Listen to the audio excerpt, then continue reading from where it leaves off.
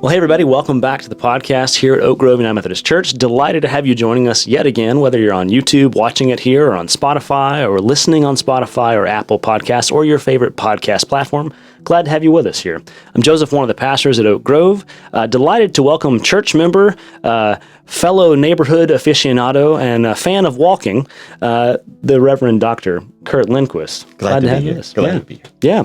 We've known each other for a minute, and I'll get into some of that here, but we're going to be talking today about walking as a spiritual practice.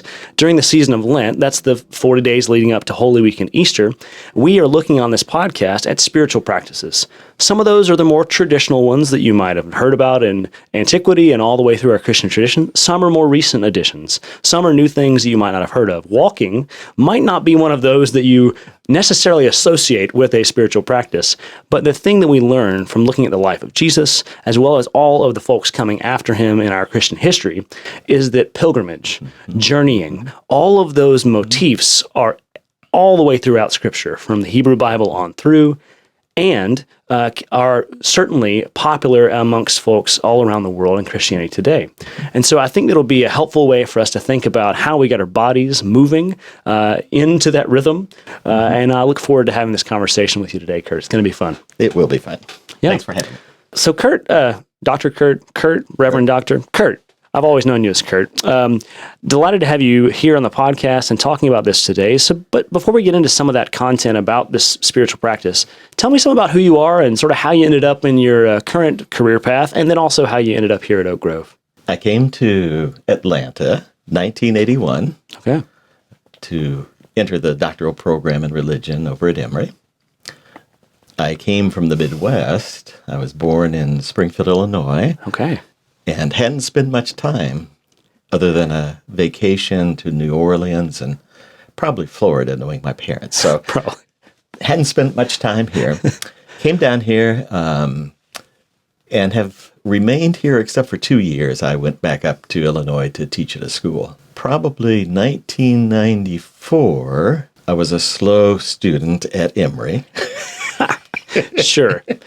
It took many years to complete the program since I had to work at one point 3 jobs. Wow. To get funding. But Mary and I, my wife, after I had stopped pastoring a church down in South Fulton County and was able to start teaching at Reinhardt University, in 1994, we lived 2 blocks away and started trekking the whole 2 blocks over here to Oak Grove. Nice. And so it's funny because when I started working at Emory as a college minister, one of my first students was one of your sons. Yes. And so shout out to Dwight. But it was one of those funny things where it's like, he was like, oh yeah, my dad's a Methodist pastor, but he's a professor. I was like, oh, cool. And then when I came here to the church 7 years ago to work, I was like, oh, that's your dad. Okay, cool. So it was a funny moment for me as a pastor, but also I felt like I already knew some of you, you and your family. Well, I know you and Mary are involved in a lot of things here at the church, on the discipleship part of the world here, but also singing the choirs. I mean, there's a lot of things you do here at the church. The choir singing is wonderful. John hasn't kicked me out yet. That's good. John Cowden, director of yes, he's always recruiting. He's always recruiting. And we've been members of it was initially Christian Families, but we kind of wisely changed it to Christian Fellowship to make it more inclusive. Gotcha, your Sunday school class. Yeah. Sure. Been there since 1994. Okay, so 94, it was a good year here for the Lindquist posse and for the Oak Grove United Methodist Church. I know in your work, and now you're Professor Emeritus, is that correct, of Religious Studies at Reinhardt University over in Waleska. I've had lots of friends who've been there and gone through the program. We have church members who've attended there and took classes there. But tell us some about that work and how that was meaningful for you. Well, I got the job because of Newt Gingrich. Okay. I always am amazed at that. He left Kennesaw, and President Falani wanted someone that would kind of help raise the kind of awareness of Reinhardt. And Newt Gingrich came and taught courses on a Saturday. But to be able to do that, a Reinhardt faculty member was asked to really do the grading and do some of the other work. So you may know the Minixes, but Kathleen Minix was granted that one course release time. Okay. And her bargain was, well, I'll teach that and be able to help with that if you give me the release time. And so she was then asked, do you know anyone who could teach one class? I was like, me. Yeah. Okay. So I started there and teaching history and philosophy and religion. And over time, I became professor of religious studies. And it really was a wonderful experience. There were tough times, but there are good people, good kids that went there. And as you know, in the academic world, it's hard to find positions. So having a place close to a city we loved and people we loved was really a godsend. And so I just have always been fortunate to do that. In fact, I'm still teaching an online class for them just to keep my fingers in it and also kind of see what the students are up to today. That's wonderful. And also so you can keep on doing Zoom, right? Right. that's all of us who made it through the pandemic doing all the Zoom. That's right. But I think that's remarkable to hear about sort of your passion for that and teaching, but also how that provided a great way for you and your family to have the things you do. I think that's often I talk with people who are in my age and stage of life, earlier in their careers or in the middle of their careers, and trying to think about what's important. And a lot of times people are coming back to those realizations that having meaningful work is obviously very important. It is. And when it can be somewhere that you find meaningful, that's good for you and for your family, then that's just that's quite a big bonus. And you may not know where you'll find that. I mean, I was fortunate. I didn't have to go in many directions to kind of find a place like Reinhardt. But it really was a gift to be able to stay here with that. Yeah, well, that's wonderful. Well, we're going to get into talking some about spiritual practices that you practice. When I was looking at the podcast for Lent and looking at the lineup of people we had coming and the practices they were offering, I was trying to go about half more traditional and half a little less traditional. But early on, I think all the way in last semester, I said, Curt, I would like you to come on the podcast in the spring in like 6 months and talk about walking as a spiritual practice. Some of our conversations, me being someone who loves hiking and backpacking and all that from my college days and when I had better knees. Also with my family, we love getting outside. And one of the things that I find meaningful is those patterns. Being able to walk. I live a half mile from here, which is rare for any clergy person if you're not in the parsonage. But we're glad we do live so close to this location for our church and for my work and where one of my kids is in school.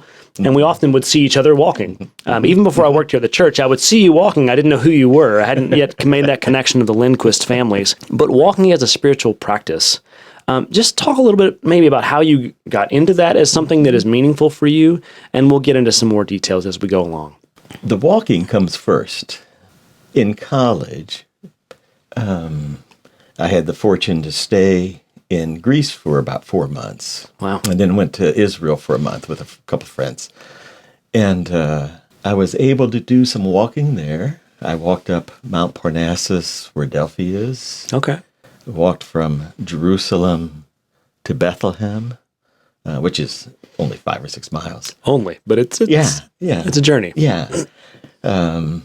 Seeing the Israeli tanks on the hillsides, unfortunately, back in 1972. Walking in the Smokies with some friends, which really wore me out because it was during spring break and it was unexpectedly cold. Oh, no. So walking comes first. And over the years, it's kind of developed as something that I could see as a way of, as a spiritual practice, a way of kind of sensing God's presence around me, within me. Paul Tillich, in a little piece, Two Philosophies of Religion, talks about how we meet God either as a stranger coming to us from outside in the world somewhere, or we begin to meet God within us. And I think he meant it not as an either or, but a both and that's what I've learned to kind of experience with walking. I think that's really powerful. And Paul Tillich's conversations about putting our faith in our sort of the ground of our being, God being that thing that grounds us to who we are, to what we're about. That's both in thinking about who humanity is, but also we as individuals. And the world around us. Yeah. So that sort of both and thing is a really helpful way to think about spirituality and life, I find. Often in conversations with people about what are Methodists about? And I sort of say that we're both and people. Right. We're not dichotomous either or people. And in our world right now, I think most folks listening to the podcast would agree that we need some more of that both and rather than either or. Zero-sum thinking where someone else has to lose completely for me to win is just really not how the world practically works, and it's not quite the most charitable way of doing things. Amen. So I love that idea of sort of the both and, that we're both finding God on our journeys and finding God and our truest selves as we do that work. So yeah, that's cool. Yeah. So the walking, there's kind of 3 touchstones for me, I think, when I engaged in walking or when I think about what I'm doing after I've walked, usually. Sure.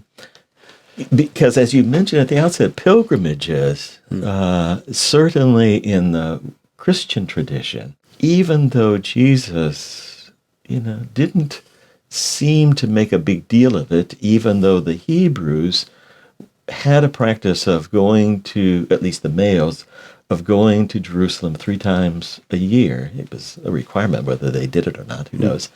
But with particularly Rome, Jerusalem to some extent, which increases over the years, and then Santiago de Compostela in the southwest of Spain. Those, through the early Christian period into the medieval period, were destinations for people often doing some form of penance.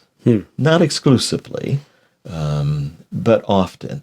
And so one of the things that as I began doing more walking is I realized I'm part of a bunch of other walkers, even if my reasons may differ from some others. Sure. One of the conversations you and I had last semester was about this book that I read by a guy named Robert McFarlane about the old ways. And he is a remarkable author anyway, in environmental things, but also the history and sociology of walking and these pathways and who all went on this thing before me. Who before us have walked on these that we may only see stones, only ruts in the path? Yeah. What did they see that we're still seeing? What did they see that we don't see? Yeah. I mean, it's a powerful way of sensing that we're part of other generations, strangers as well as maybe family members who walked on some of those. Who knows? Yeah, and I find it meaningful when we think about these spiritual practices that are tangible things like walking and that somatic bodily experience of moving ourselves, whether by walking or rolling in a wheelchair. All these ways can be accessible for many different types of people. Any sort of traveling, but for me especially when it's slower travel, there's some meaning in it because I can pay more attention to the things around me rather than focusing on driving 60 miles an hour past something. And so I'd love to hear some of your thoughts about, again, on those pilgrimage sides of things or just in the neighborhood about how walking kind of slows you down in a way. When I walk on, this past year I'm doing the Via Francigena, which is a walk from Canterbury to Rome. And one of the insights that I had was I could tell time by where my head hung. So at the end of the day, you're sort of, okay. Let's begin at the beginning. I'm at the beginning. Standing upright and, I'm looking everywhere. Waving at people, feeling energetic, walking fast. By lunch, yes, the head is moved definitely downward. And by 2 or 3 in the afternoon, the only thing I see is about 2 feet in front of my feet. So slow travel, it's a wonderful way to realize something about yourself in terms of what you can handle. But more than that, it's a way of, as you say, both taking in things, but realizing you don't take everything in. As you're walking and as the hours go by, we're human. And we have to give ourselves some permission to be tired and to think, there's still more of this world around me. I've enjoyed it so far, but right now all I want is a bed and a good meal. Yeah, some warm meal, some dry clothes, and That's a right. bed. Yeah. For friends of mine who have done long hikes or long pilgrimages, who've done the Appalachian Trail or the Pacific Crest Trail or these very lengthy backpacking trails that we both have friends who have done, and I've done segments of it, but never anything that large. I think about that sort of travel, which is also its own route. But then in pilgrimages, especially in those in Europe and other places, there's sort of a different, in both places, there's systems of people who want to attend to those on their way. And the origins of Christian hospitals comes as hospitable places for those going on these pilgrimages. And so when you think about Christian hospitality that we offer in our churches each week, from coffee service to any number of things, including caring for folks in funerals, people on their journey, wherever they might be, that hospitality has a lot of its roots inside of caring for those on their travels. And I think when you're doing a pilgrimage or even any long walk, at least the ones I've done, one of the fundamental truths is that you recognized how dependent you are and how grateful you become. It's just unimaginable. Well, at my age and for what I do, I look for hostels, cheap hotels, and friends of whatever pilgrimage trail I'm walking on who will host people. Okay. So they're just, that is one of the basic things that you feel is gratitude, and it's one of the basic things that makes that trip so wonderful, is to realize that there's people out there. Normally, here we give, we try to serve others, but in that pilgrimage, I'm on the receiving end, and it's a new way to appreciate being grateful both as a giver and as a receiver. One time I was walking, trying to catch up with this other woman that I knew, and I was probably a mile behind her, and I eventually caught up with her. But before I got to her, a car pulled up to her. I thought, uh-oh, something's going to happen. This was in rural France. And I got there, and a man and a wife were talking with this woman, Esther. And they waited till I got there, and then they went back to the car, pulled out 2 little bags, and said, here's some quiche for the both of you, because I know that in this part of rural France, it might be difficult to finding places to eat tomorrow morning. So here's a gift for you. Wow. And it's just that kind of wonderful being able to show gratitude to people who just out of the blue give you something.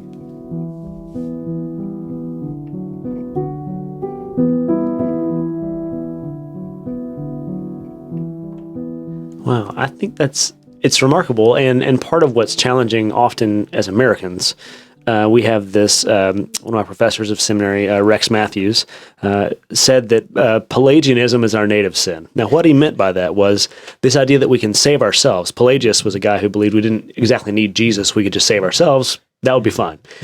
That's breaking that down really simply. But this idea that in our American culture, I can do it myself, and there are values in that. But this bootstrapping ourselves into every scenario really only carries with it a false sense of I can do this myself. Whereas in Christian community, we're literally acknowledging in baptism, whether that's an infant or an adult, I cannot save myself.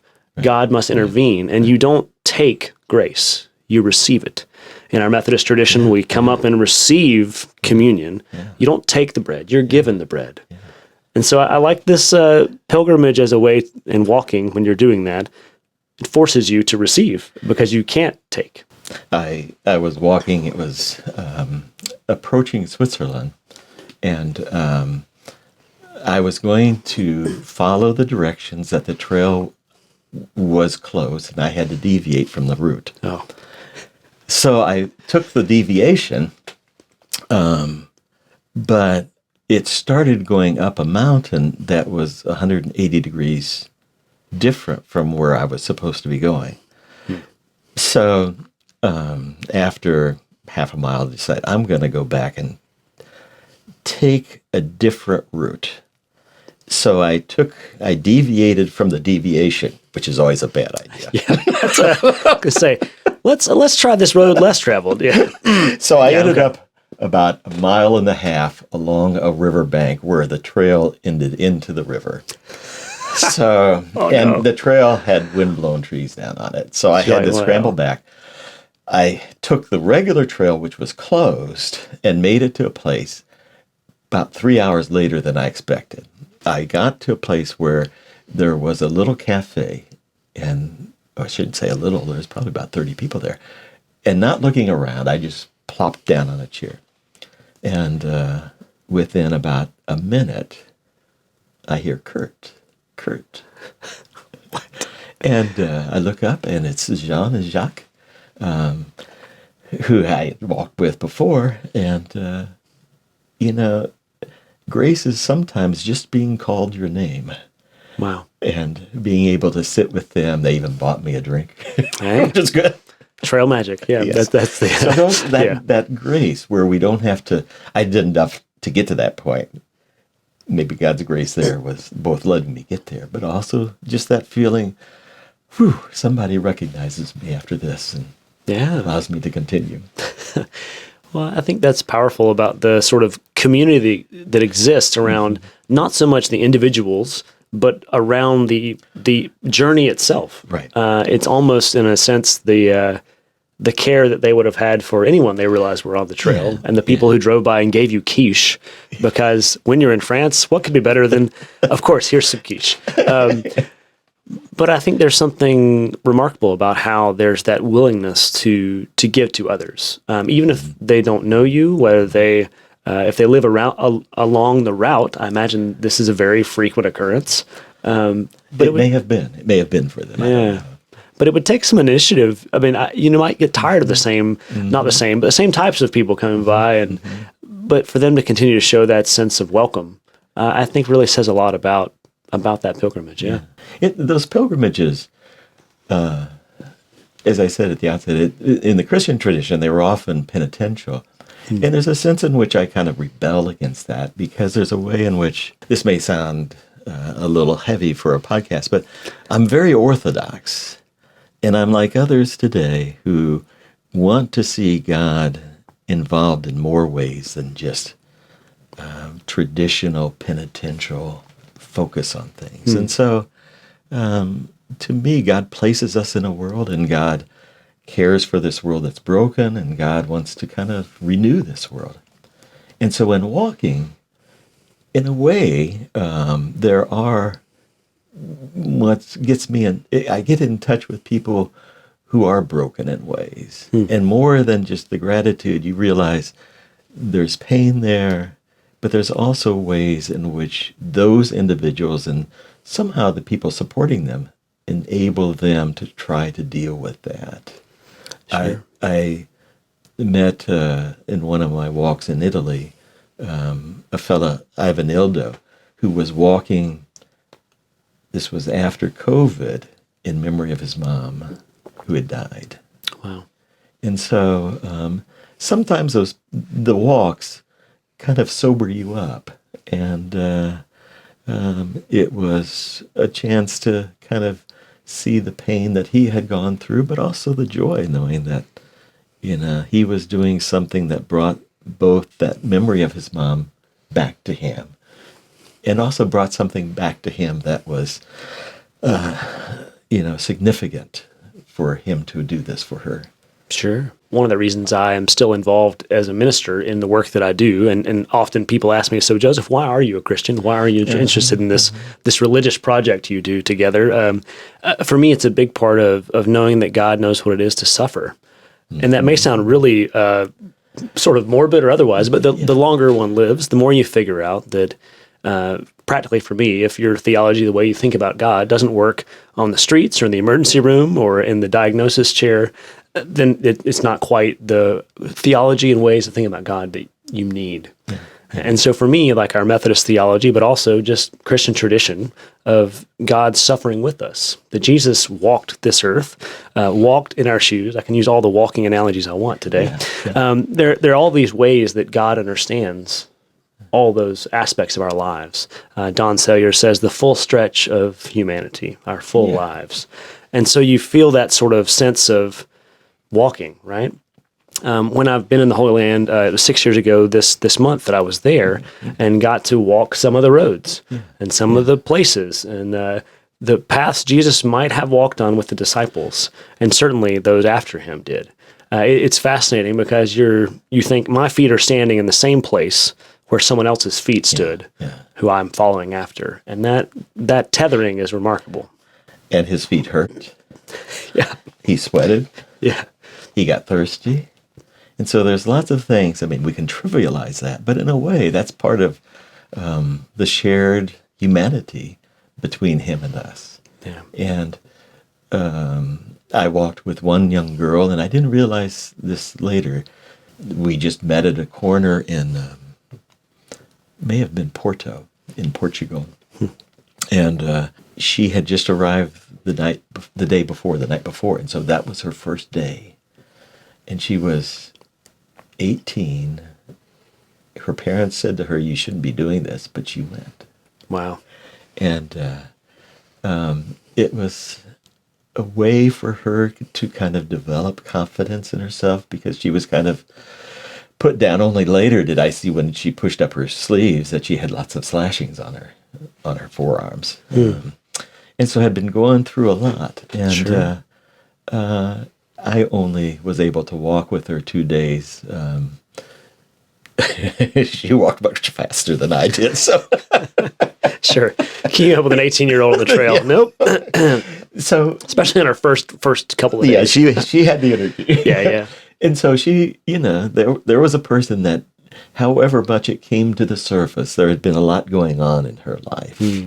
This was my prayer for her as she progressed, was that it would be a place of peace for her and kind of some sort of healing, whatever that healing would be for her. Because she was like many others.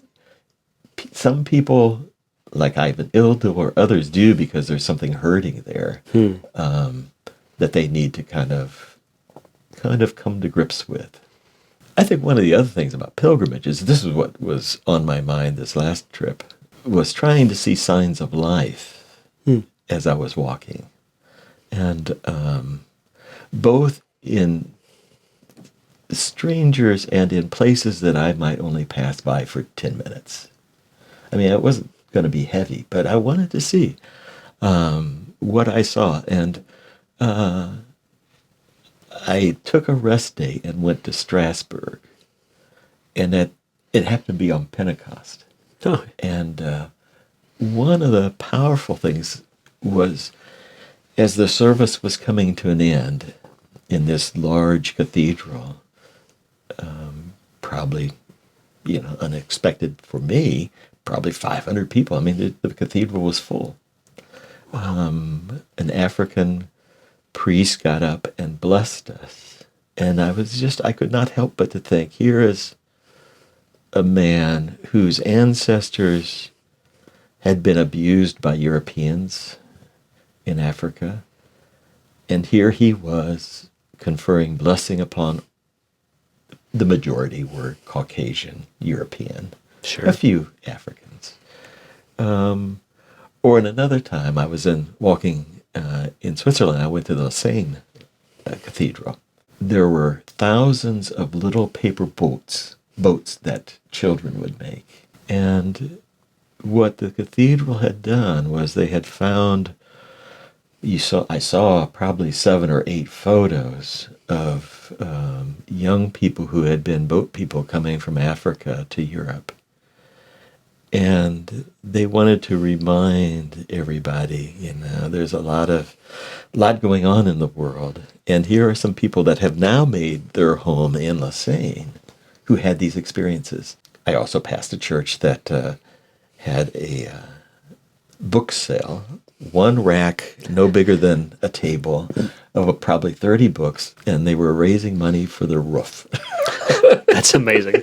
Yeah. But it was signs of life. Signs of life. Right, That's what it was. I just loved seeing, maybe the consequences were insignificant, maybe the consequences would never be known, but maybe the consequences had a potential to really changing somebody. When they saw an African priest blessing Caucasians, when they saw a reminder in a church of people who had escaped hardship to try to find new life. Yeah. Or when you found a handful of people trying to maintain a space for them to worship. I mean, that to me was kind of inspiring on the walks. Yeah.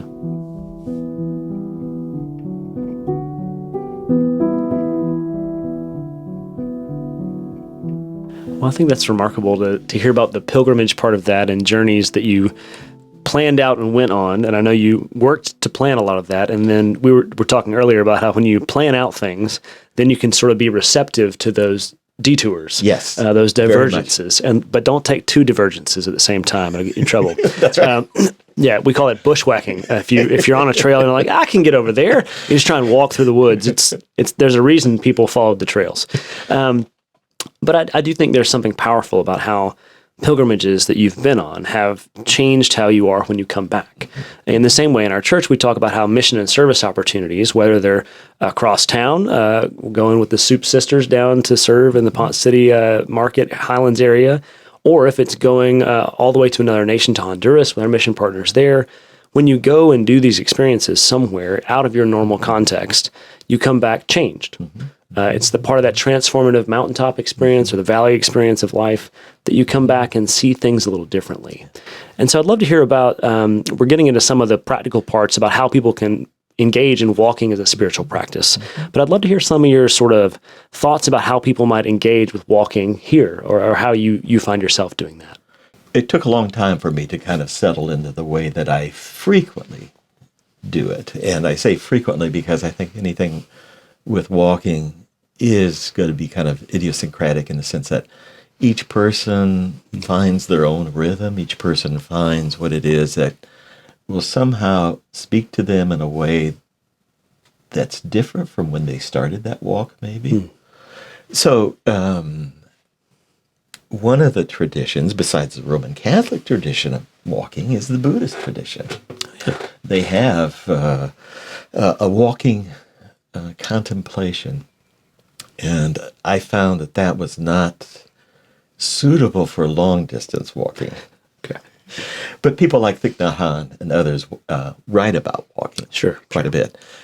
For me, though, what I took away is that I wanted to be kind of, to use a word I don't know a better word, be intentional, at least in part of the walking.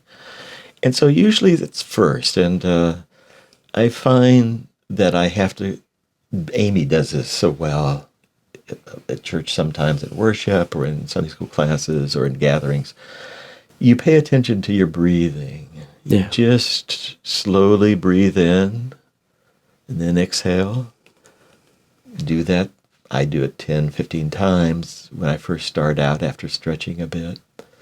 And for me at first, I also try to pay attention to my senses, what they're telling me. So like this morning in the walk, it's not unusual. I heard the traffic. Sure. I did hear some birds, which is always nice.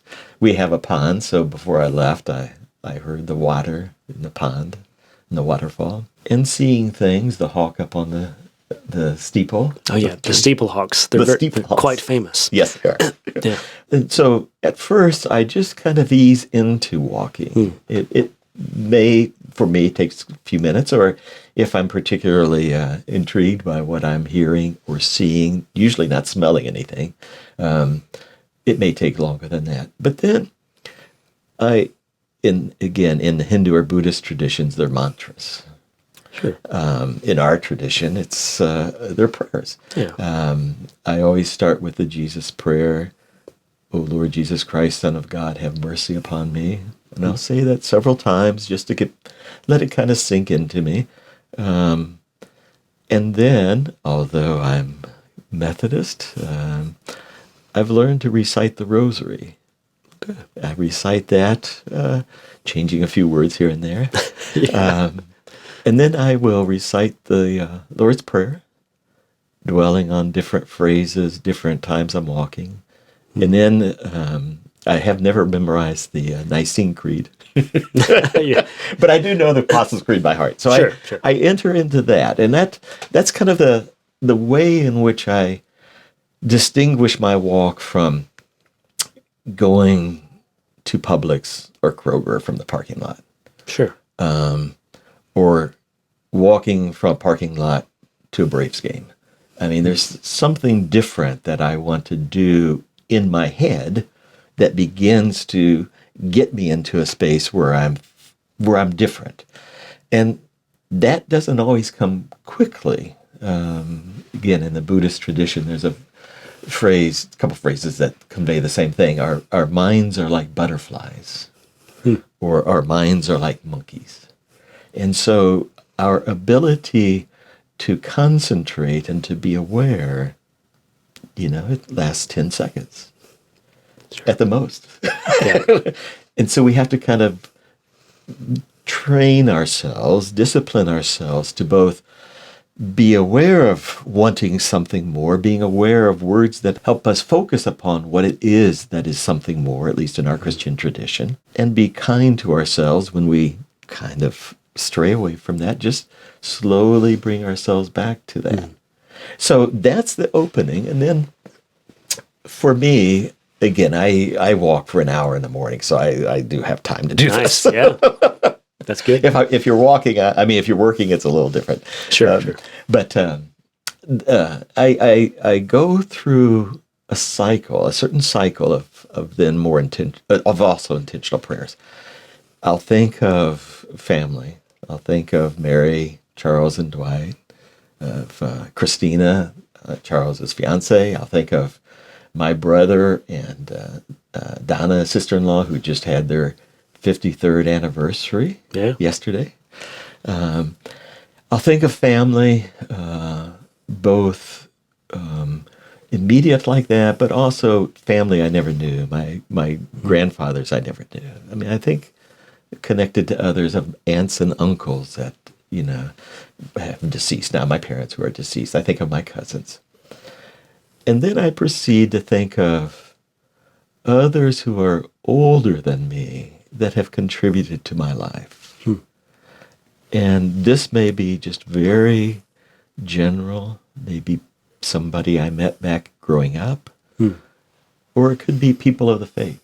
Then I think of people that are my age or still with me in spirit, even if I'm not working with them. So I think of people at Reinhardt, or I think of everybody on the staff here. It's very kind of you. Yeah. Yeah. It's a big part of life. Sure. And then I move to think of younger people. And that, for me, more immediately, as I'm still doing an online class for Reinhardt. And so I think of my students and, just the lives that they're living right now. Then I think of strangers. Maybe as I'm walking, I see people out mowing the grass, or today not mowing the grass, but out raking leaves. Yeah. People delivering things that we take for granted, but we don't know. And then I move into thinking, conjuring those people who have harmed others that are younger than me. I don't like reading what's on WSB or ABC or CNN, but I force myself always to kind of be aware of some of the things going on. Sure. And then I think of those older people who have really harmed life. And so it may be a kind of complicated way, but what that does for me is it allows me both to go back to Paul Tillich, kind of sink into myself, remembering family, remembering people that affected me, but then also it reminds me of the bigger world. And so that discipline, and it varies from person to person. If somebody is wanting to walk but try to reach something more, you don't have to do all of that. But I would say, focus upon a few words, maybe memorize something from Scripture, something from our tradition. The Lord's Prayer is always, kind of a good fallback. It's a good one. Yeah. and use that. I was just reading a psalm. I'll have to look at my notes. Sure. I was just reading a psalm this morning. I read the Psalms every morning. I will walk in purity of heart within the walls of my own house. Psalm 101. I'm in the 100s right now. Sure.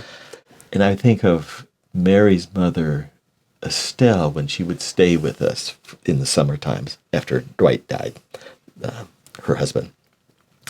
And we at that point had a front porch that extended about 20 feet. Sure. And so that was her walking path, 20 feet. Yeah. And, she did make it outside of the house. It wasn't formally inside the house. Sure. But somebody walking can be not able to do much. But even in those few feet, if they wanted to make it a practice, they could. They could.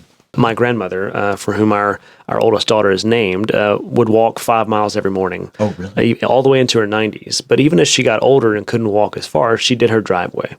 And she would do her driveway 20, 30, 40 times. But it was that idea. In Robert McFarland's book, he talks about how Darwin had a little route that he would walk when thinking. Yeah. And he had he'd pick up a handful of pebbles and toss them in a bucket and think about problems as he walked, and whether it was a 3-pebble problem or a 10-pebble problem. And so there's I remember that. Something about that idea of when we're thinking or when we're pondering, meditating on something, on spirituality or just on academic concepts, that moving our bodies engages us in a different way as humans. And I think that's one thing about walking as a spiritual practice, because it is a full body experience.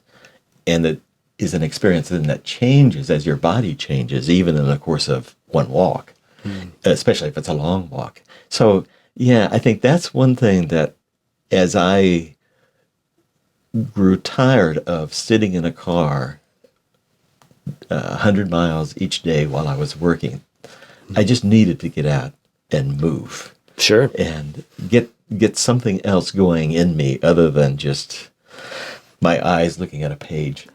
Yeah, especially as a professor. Yes. I have to grade one more paper while sitting down. Yeah. I do think that's certainly part of trying to find ways to fit these spiritual practices into our lives. And also listening to your body, to your spirit about what you need, and how that helps you to, as we say, live and move and find our being. Yeah. I think that's a huge part of what Christianity and spiritual practices can help us do. And I think, just to kind of follow with that, it's, as I said earlier, we have to be kind to ourselves. And sometimes the practice we can't do every day. I mean, I try to make a point of walking 4 or 5 times a week, but, I've learned not to beat myself up if I'm not doing that. And so I think we can defeat ourselves in trying to develop a practice if we set too high an ideal and then beat ourselves over the back because we failed in that. And so part of a practice is learning to be persistent in it, even with our failings. I think that's beautiful. And I love the idea of, again, moving intentionally in whatever space or distance it might be. It doesn't have to be a pilgrimage. It might be in your house. It might be if you're working, if you're running an errand, park further away from the grocery store or from the store you're going to. And don't try to cover that like a sprinter. Slow down and pay attention to your body as you just move across that gravel or across that asphalt or across that concrete, and use that time in a way that's different from how you would normally go about doing it. I think that's a great way for people to try and put that in practice in miniature ways that fit, especially in people's busy lives, but also to set that time apart somehow. That's intentionality, Well, Curt, thank you for being on the podcast today. I know we have lots of ways that you and I connect, seeing each other in the neighborhood, but what are ways people can find more about your writings or things you do? I know you have a blog that you write. I started a blog in 2017 when Reinhardt gave me a sabbatical. Nice. Thank you for sabbaticals. But so I traveled the world for 6 months, and I stayed at a Buddhist monastery in Taiwan, at a Ramakrishna center in Kolkata, and at the Tantra Institute in Jerusalem. And what I found then was that it helped to write things. And so I'm no great writer, but I, at that point in time, wanted to kind of capture the immediacy of things. So Sure. I started a blog that morphed into, with my long walks, into kind of blogs about things that, postings about things I experienced or people I met. And I'm changing this. I'm rather unimaginative. The name is sabbatical2017blog.com.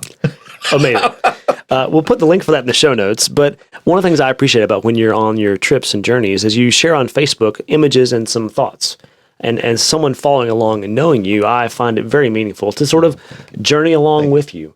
And so if you're interested in finding those things, you can find those on his Facebook profile, but also on the blog, which we'll list down below. But really glad for people to share in that and get to say hello to you when they see you here at the church and in the neighborhood walking around.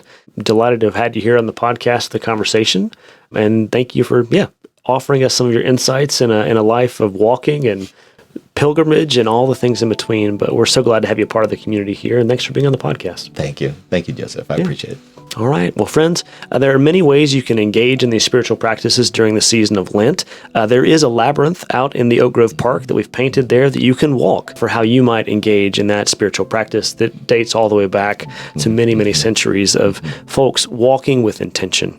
But we do hope you'll find ways to put walking into your practice somehow this week, taking a walk, inviting a friend on a walk, taking just a few moments for yourself to walk the driveway, whatever it might be. We hope that you'll engage in that practice this week. Look forward to seeing you all during Holy Week and Easter coming up. And again, you can always find the Lent devotional guides that are out there in our spaces here at the church, but also online for you to download and use as well. So thanks for being here again. Thank you, Curt, and we'll see you in the next episode.